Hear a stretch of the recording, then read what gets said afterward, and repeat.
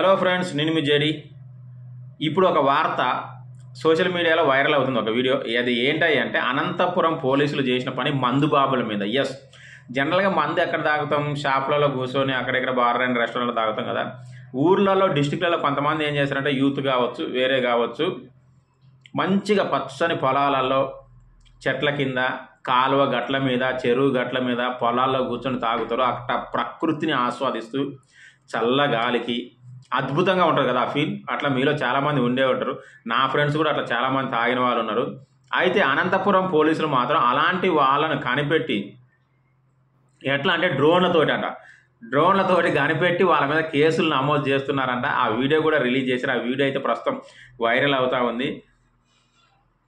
ఇక్కడ కూడా ప్రశాంతత లేకుండా పాయన అన్న టైపులో ఉంది.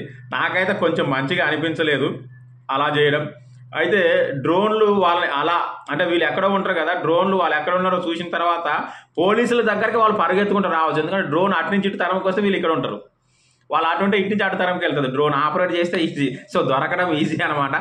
కాబట్టి జాగ్రత్తగా ఉండండి. అలాంటి బహిరంగ ప్రదేశాలు అంటున్నారు, అవి బహిరంగ ప్రదేశాలు కాదు. బట్ ఐ ఫెల్ట్ అంత నాకైతే మంచిగా అనిపించలేదు. మరి మీకు మంచిగా అనిపించిందా లేదా కామెంట్ చేయండి. అలాగే ఇలాంటి బాధితులు మీరు కానీ మీ ఫ్రెండ్స్ కానీ ఎవరైనా ఉన్నారా కామెంట్ చేయండి.